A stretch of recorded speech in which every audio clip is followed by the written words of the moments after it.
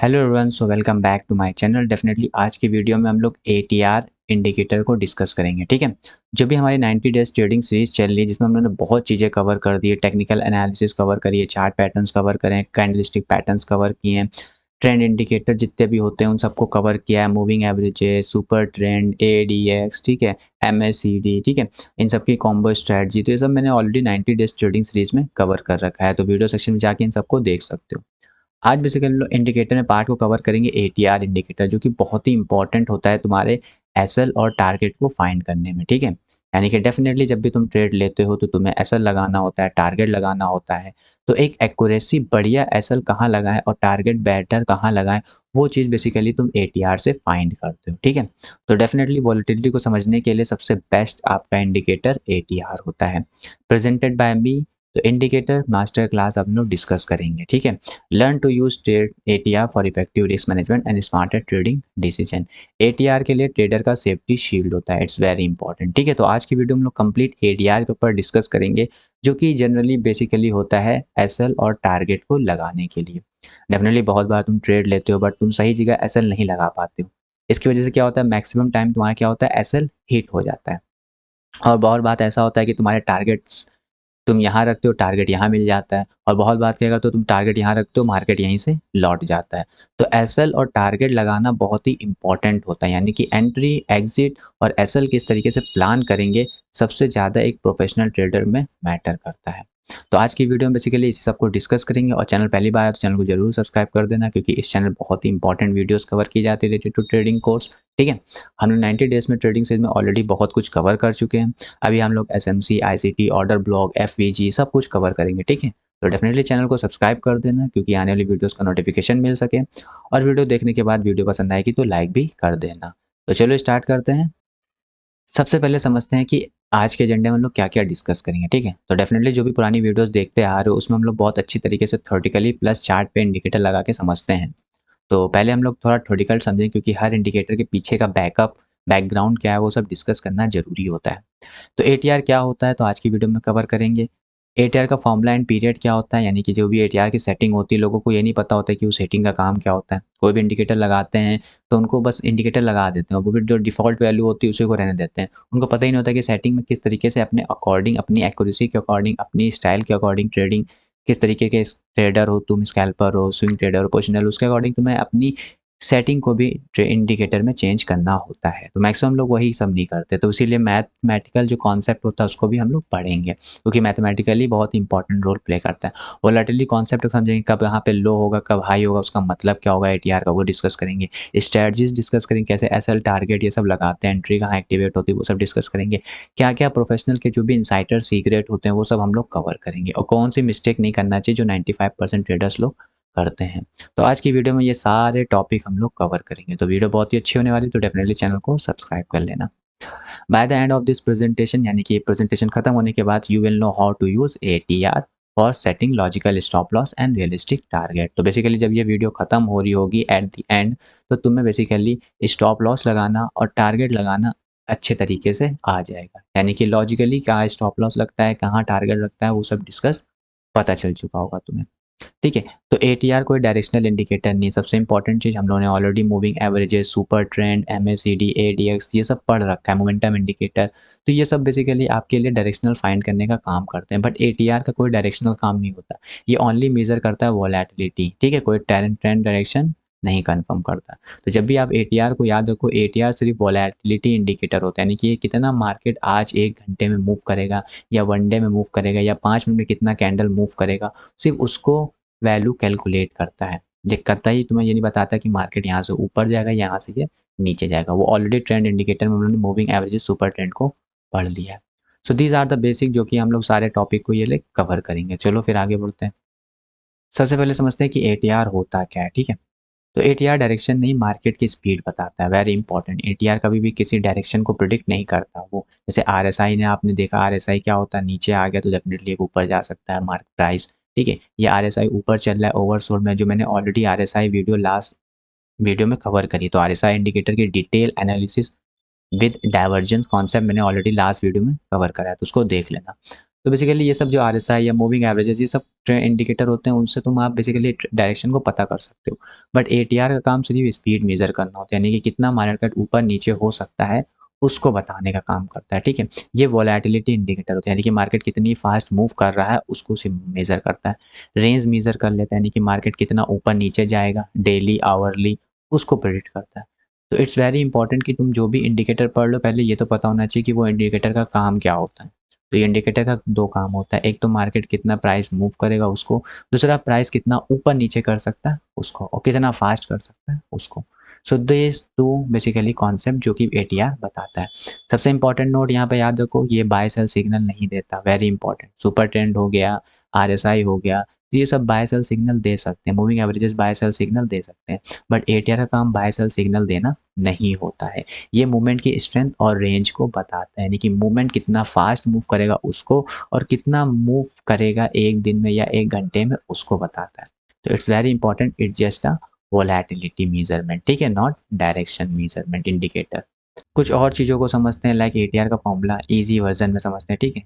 ATR मतलब moving average of true range, ठीक है। तो एटीआर हम लोग क्या करते हैं, moving average of true range, जो भी टू रेंज का मूविंग एवरेज होता है उसको फाइंड करते हैं। कैसे, मान लेते हैं हमने डिफॉल्ट पीरियड लगा दिया एटीआर का 14, ठीक है, या डेली हावरली या 5 मिनट चार्ट पे। इसका मतलब सिंपल है कि 14 कैंडल का जो भी एवरेज मूवमेंट हुआ है उसके अकॉर्डिंग पॉइंट्स कितना मूव कर सकता है। यानी कि तुमने एटीआर में गए, इंडिकेटर में लगाया एटीआर, उसमें सेटिंग डाल दी 14।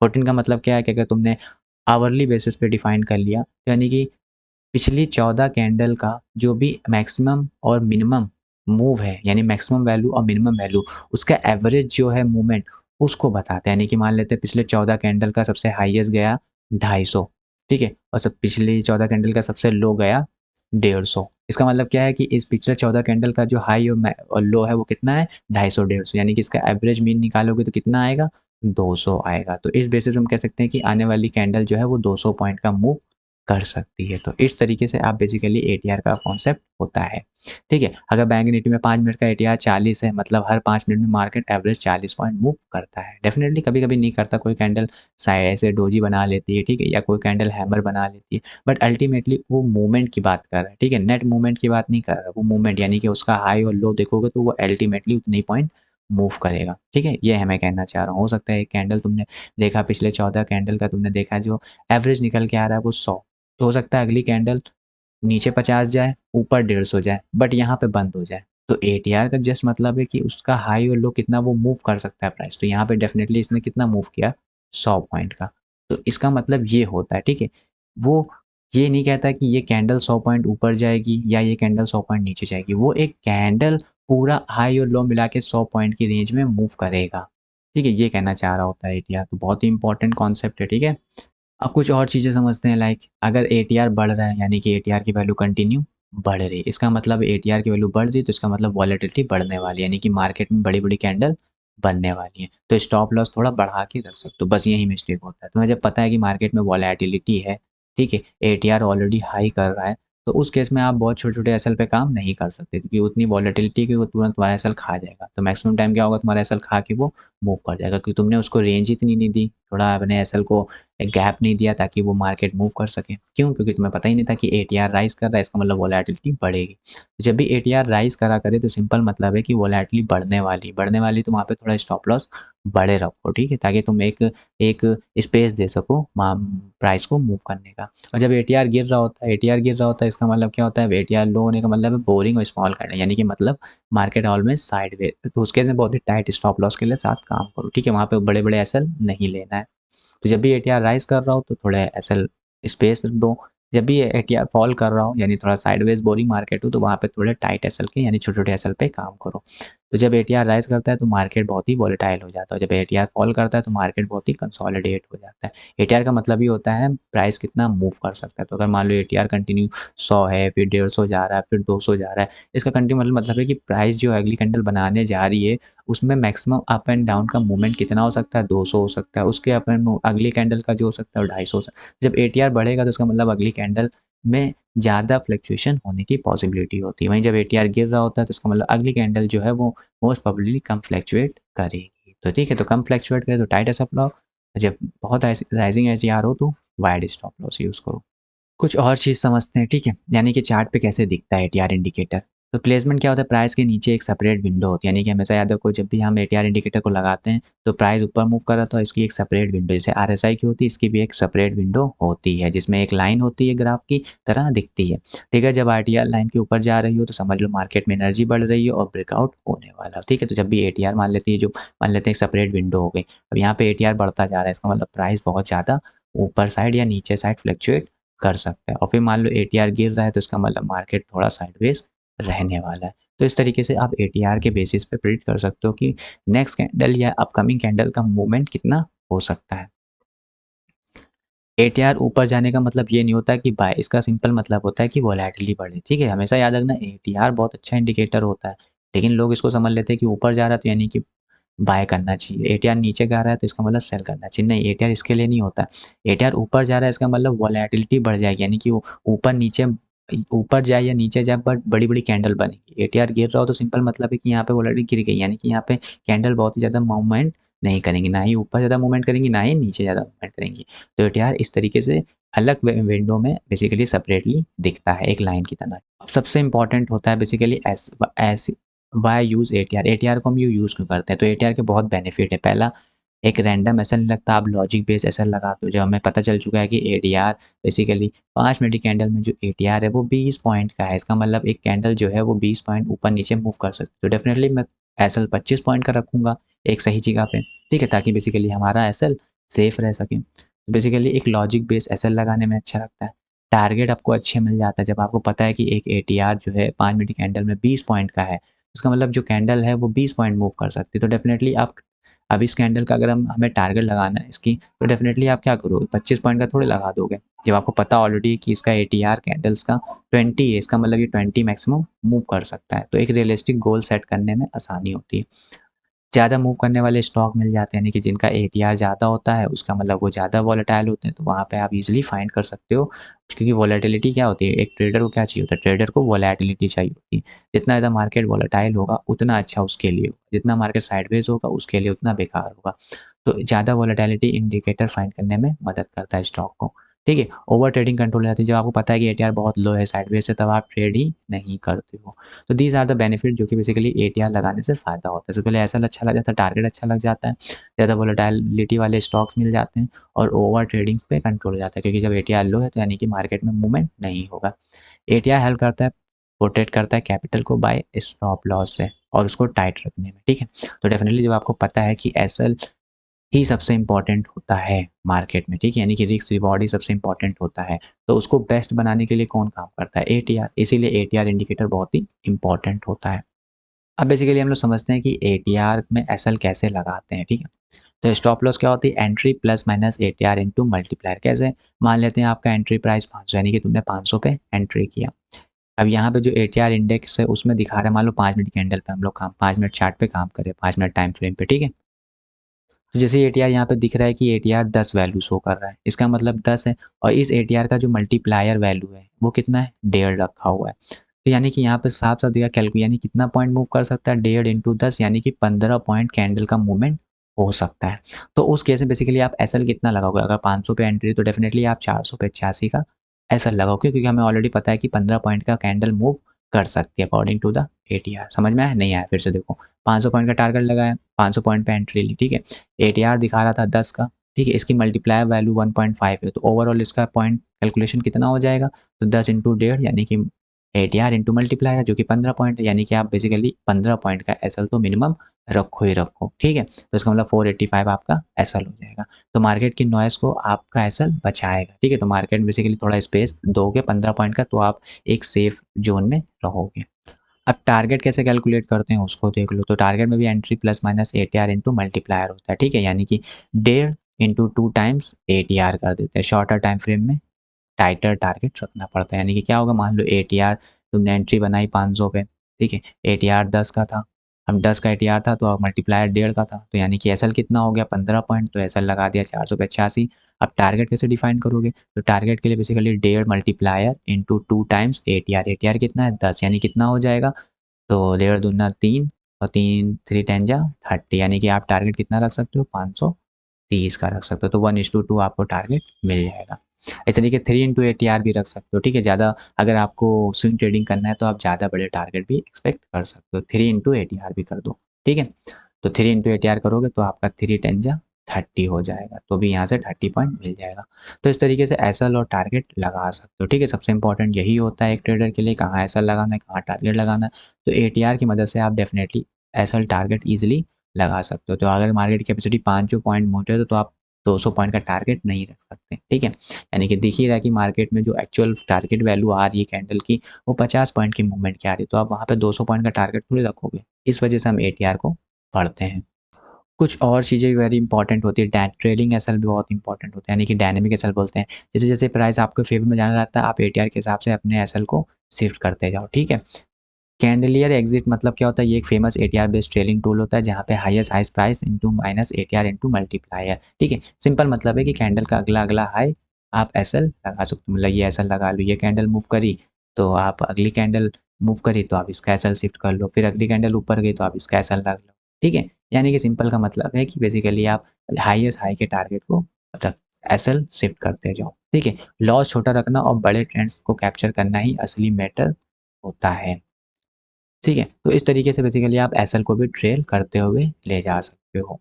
कुछ और एटीआर को ट्रेंड स्ट्रेटजी के साथ डेफिनेटली कभी भी कोई भी इंडिकेटर इंडिविजुअल आप मैन्युअली या सिंगल में यूज़ नहीं कर सकते, ठीक है। मैंने जितने भी इंडिकेटर पढ़ा है उसमें मैक्सिमम मैंने क्या किया है, हमेशा कॉम्बो बनाया है, यानी कि एक इंडिकेटर के साथ दूसरा इंडिकेटर मिलाया है ताकि आपकी एक्यूरेसी और अच्छी हो सके। उस तरीके से जब आपको पता है कि एटीआर को अकेले यूज़ करोगे तो इसमें साथ मिक्स करो, यानी कि एटीआर कभी भी अकेले मत यूज़ करो, क्योंकि ATR is just for the information giving कि कैंडल कितना मूवमेंट अप और डाउन कर सकता है, ठीक है। उसके साथ ऊपर जाएगा या नीचे जाएगा उसको आप कंफर्म करो किसी और चीज़ के साथ, लाइक ईएमए यूज़ कर लो जिससे आपको ट्रेंड पता चल जाए। मान लेते हैं यहाँ ईएमए के ऊपर प्राइस चल रहा है, ठीक है। या और एटीआर ने बताया कि बेसिकली एटीआर की वैल्यू कितनी है, 30 है, ठीक है। मान लो 15 मिनट की कैंडल पे एटीआर की वैल्यू 30 है, तो इसका सिंपल मतलब है कि 30 है तो यानी कि कैंडल 30 पॉइंट मूव कर सकता है। तो मान लेते हैं आपने अगर ऐसा यहाँ पे एंट्री बनाई भी, मान लेते हैं, ठीक है। तो एंट्री बनाई तो मान ले मल्टीप्लायर 1.5 है, तो 1.5 इंटू 30 करोगे तो कितना आ जाएगा, 45, यानी 45 पॉइंट का आपका एसएल हो जाएगा, ठीक है। तो यहाँ पे 40 पॉइंट का एसएल लोगे। अब टारगेट कितना रखोगे, अब यहाँ पे एंट्री कैसे एक्टिवेट करोगे, वो कोई और चीज़ आप टेक्निकल एनालिसिस लगा सकते हो, कोई सपोर्ट टूटा या रेजिस्टेंस टूटा या ट्रेंड लाइन टूटी, तो वहाँ पे एंट्री के लिए आप सुपर ट्रेंड यूज़ कर सकते हो, टेक्निकल चार्ट पैटर्न, इन सबको यूज़ कर सकते हो। ईएमए बताता है कि मार्केट किस डायरेक्शन में तुम्हें ट्रेड लेना है, एंट्री कब लेनी है, वो सुपर ट्रेंड या एमएसीडी या आरएसआई या बेसिकली आप candle stick pattern, chart pattern, technical इनका यूज़ करोगे, ठीक है। और एसएल टारगेट कैसे लगाओगे, एटीआर का यूज़ करके, तो यहाँ पे 45 का एसएल हो गया और टारगेट कितना रख सकते हो, तो यहाँ 2 से मल्टीप्लाई कर दोगे तो यानी कि 90 पॉइंट्स का आप टारगेट रख सकते हो। तो इस तरीके से बेसिकली आप ईएमए का यूज़ करके ट्रेंड को फाइंड कर सकते हो। प्राइस एक्शन का भी यूज़ कर लो एंट्री एग्जिट के लिए। वॉल्यूम भी अगर इंक्रीज़ हो रहा है आपके मतलब कैंडल्स पर, तो वहाँ पे भी आप ट्रेड ले सकते हो, ठीक है। यानी कि वॉल्यूम इंडिकेटर यूज़ कर लो, ट्रेंड की डायरेक्शन में लो, लेकिन एसएल और टारगेट एटीआर से फिक्स करो, इट्स वेरी इंपॉर्टेंट। ईएमए के ऊपर प्राइस चल रहा है तो सिंपल मतलब है कि यहाँ पे हमें बाय करना है, ठीक है। अब बाय करना है ये ईएमए ने बता दिया, कब करना है, तुम यहाँ पे सुपर ट्रेंड यूज़ कर लो, टेक्निकल लगाओ, ठीक है। कैच कैन चार्ट पैटर्न्स लगाओ, कुछ भी लगाओ, उससे एंट्री एक्टिवेट करो। अब एसएल और टारगेट कितना लगाना है, तो वो एटीआर के थ्रू करो। तो इस तरीके से आप बेसिकली कॉम्बो स्ट्रेटजीज बिल्ड करते हो। कुछ और इम्पॉर्टेंट बिगिनर मिस्टेक जो कि नहीं करनी चाहिए, ठीक है। इंडिकेटर ट्रैप, एटीआर लाइन ऊपर गई तो बाय कर लो, ये सबसे बड़ी मिस्टेक है, ठीक है। क्योंकि एटीआर कोई बाय सेलिंग इंडिकेटर नहीं है, ठीक है। तो इसका मतलब ये एटीआर ऊपर जाएगा तो सिंपल मतलब है कि यहाँ पे मार्केट में वॉलेटिलिटी बढ़ेगी, ना कि ऊपर जाने पे बाय करना, तो ये गलती मत करना।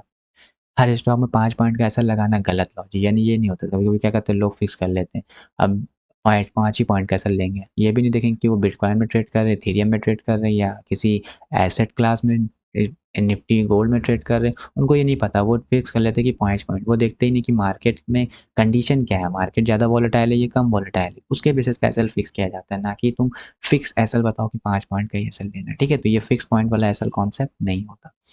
इग्नोरिंग एटीआर, वोलेटाइल मार्केट में टाइट एसएल लगाना, ठीक है, is very important. Volatile market में भी आपको पता होना चाहिए कितना एसएल लगाना है, ठीक है। उससे ज़्यादा एसएल नहीं ले सकते आप, ठीक है। जब आपने इसमें दिखा दिया कि मार्केट ने एटीआर ने वोलेटाइल है मार्केट और उससे कैलकुलेट करने पे ऐसा लगा 30 पॉइंट का आ रहा है, तो आप चाहकर भी 50 पॉइंट का एसएल नहीं लगा सकते, ठीक है।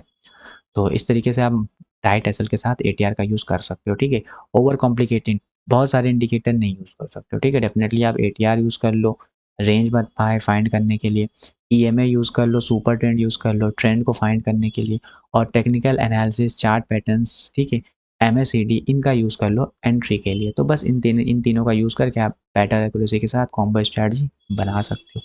95% ट्रेडर मिस्टेक करते हैं, आप लाइन अवॉइड करके 5% में आ सकते हो, ठीक है। तो दीज आर द मिस्टेक जो कि बेसिकली एक बिगिनर ट्रेडर हमेशा करता है। इंडिकेटर ट्रैप करना यानी कि ऊपर गया तो बाय, फिक्स पॉइंट का एसएल टारगेट रखना, ऐसा कुछ नहीं होता। एटीआर को जरूर कंक्लूड करो और बहुत सारे इंडिकेटर भी मत यूज़ करो, ठीक है। कुछ इंडिकेटर 2-3 ही हो जाएंगे तो भी आप बढ़िया रिजल्ट पा जाओगे। कुछ प्रो टिप्स ले लो जो कि बहुत ही इंपॉर्टेंट होता है ट्रेडर्स के लिए, ठीक है। ATR does not show direction, सबसे इंपॉर्टेंट है, क्योंकि मार्केट नीचे गिरने वक्त भी एटीआर बढ़ सकता है, ठीक है। तो एटीआर का सिंपल मतलब होता है कि कितना ऊपर नीचे प्राइस जा सकता है, ठीक है। अगर एटीआर हाई है बट प्राइस नीचे गिर रहा है तो इसका मतलब ये नहीं कि यहाँ डाइवर्जेंस आ रहा है, इसका मतलब ये है कि नीचे और भी तेजी से गिर सकता है, ठीक है। तो एटीआर मार्केट नीचे गिरने पर भी एटीआर बढ़ सकता है, ठीक है। तो क्योंकि एटीआर बताता है कि कितना ऊपर नीचे हो सकता है। लो एटीआर में कंसोलिडेशन फेस होता है, हाई एटीआर में एक्सपेंशन होता है। बहुत इंपॉर्टेंट, अगर एटीआर लो है तो वहाँ पे साइडवेज कंसोलिडेट कर रहा होगा, और हाई एटीआर में वोलेटिलिटी हो जाता है तो वहाँ पे एक्सपेंशन हो जाता है, यानी कि डिस्ट्रीब्यूशन फेस स्टार्ट होता है। रिस्क मैनेजमेंट हमेशा याद रखो, एटीआर बढ़ने पर क्वांटिटी कम कर देनी चाहिए, यानी कि एटीआर बढ़ेगा तो वोलेटिलिटी बढ़ेगी तो उस केस में आप क्या कर सकते हो, पोजीशन साइज को थोड़ा रिड्यूस कर दो। Time frame matching, ATR period match your trading time frame, यानी कि जो भी प्राइस चार्ट पैटर्न्स, चार्ट का जो बेसिकली टाइम फ्रेम है वही आप एटीआर का भी टाइम फ्रेम रखो ताकि बेटर एक्यूरेसी मिल सके। तो इंस्ट्रूमेंट हमेशा यूज़ करते हैं वोलेटिलिटी बेस्ड पोजीशन साइजिंग, ठीक है। व्हेन एटीआर हाई तो वो रिड्यूस कर देते हैं पोजीशन साइजिंग ताकि वो मेंटेन कर सके रिस्क। तो these are the pro tip जो कि यूज़ होना चाहिए। एटीआर कभी भी डायरेक्शन नहीं बताता, ठीक है। गिरते हुए मार्केट में भी एटीआर बढ़ सकता है, बढ़ते हुए मार्केट में भी एटीआर गिर सकता है, तो इट्स डजंट मैटर, ठीक है। मार्केट रिजीम एटीआर हमेशा कम हो तो कभी ट्रेड ही मत करो, हाई होने पे ही ट्रेड करो, लेकिन हाई हो रहा है तो वहाँ पे एसएल भी आप सही से लगाओ, पोजीशन साइजिंग को भी मेंटेन करो, ठीक है। तो it's very important, high volatility में आप पोजीशन साइज को कम कर सकते हो। तो the conclusion of this video is this कि एटीआर जो होता है वो ट्रेडर का सेफ्टी शील्ड होता है, क्योंकि एटीआर से आप एसएल और टारगेट या मार्केट में ये कैंडल कितना ऊपर नीचे हो सकती है वो प्रिडिक्ट कर सकते हो, ठीक है। तो प्रॉफिट से ज़्यादा इंपॉर्टेंट होता है कैपिटल प्रोटेक्शन, वो तुम्हारा एटीआर करता है। तो स्मार्ट ट्रेडर्स कभी अंदाजे से एसएल नहीं लगाते, वो एटीआर यूज़ करके ही एसएल लगाते, ठीक है। तो जितने भी प्रोफेशनल ट्रेडर्स होते हैं डेफिनेटली वो टेक्निकल एनालिसिस के बेसिस पे, चार्ट पैटर्न्स के बेसिस पे एसएल लगाते हैं, या तो फिर वो बेसिकली एटीआर के बेसिस पे एसएल लगाते हैं। उनको ऐसा नहीं लगाते कि यहाँ को ऐसा लगा देते ये टारगेट, ये सब नहीं होता, ठीक है। उनका जो भी एसएल और टारगेट होता है वो बेसिकली एक कैलकुलेटेड वे में होता है, ठीक है, कि यहाँ पे ऐसा लगा रहे तो कोई रीज़न है, ठीक है, यानी कि अगर इसने काटा तो डेफिनेटली नीचे आ जाएगा, या बेसिकली यहाँ टारगेट लगाया तो डेफिनेटली अचीव हो जाएगा। तो एसएल और टारगेट उनका एक कैलकुलेटेड वे में होता है, ठीक है। तो be a professional not a gambler, use ATR for logical stop loss, set realistic target based on ATR, ATR को ट्रेंड इंडिकेटर के साथ कंबाइन करो। सो ओवरऑल अगर हम लोग समरी करें तो सिंपल का मतलब है कि अगर तुमने एटीआर लगा दिया तो एटीआर वोलेटिलिटी इंडिकेटर है जो बताएगा कि कैंडल कितना ऊपर नीचे हो सकता है। एसएल कैलकुलेट करना, टारगेट कैलकुलेट करने के लिए एटीआर होता है। इसी के साथ तुम्हें ईएमए और सुपर ट्रेंड को यूज़ करना पड़ेगा, ठीक है। और एंट्री एग्जिट के लिए तुम बेसिकली टेक्निकल या चार्ट पैटर्न्स का यूज़ कर सकते हो, तब जाके बेसिकली आपकी एक बेटर एक्यूरेसी वाला ट्रेडिंग कॉम्बो बनेगा। तो thank you for watching this video, hopefully आज की वीडियो में कुछ नॉलेज मिली होगी। तो अगर ट्रेडिंग सीखने हैं तो इसमें रास्ते से चलो, जो भी मैं बता रहा हूँ, जो भी मैं 90 डेज ट्रेडिंग सीखने कवर करूँगा कॉन्सेप्ट, उनको देखो। जो भी मैंने प्रीवियस लेक्चर्स कवर कर रखे हैं उनको भी देखो, क्योंकि ये सब बहुत इंपॉर्टेंट लेक्चर है, ठीक है। बेसिकली कोर्स लेने जाओगे 5000 10,000 का मिलेगा, वो सब मैं तुम्हें फ्री में दे रहा हूँ, तो डेफिनेटली इसका फ़ायदा तुम उठाओ। और आज की वीडियो पसंद आए तो डेफिनेटली लाइक करना, और बेसिकली आने वाले समय में और ट्रेडिंग नॉलेज लेना चाहते हो तो सब्सक्राइब जरूर करना, सो दैट कि तुम्हें आने वाली नोटिफिकेशन मिल सके।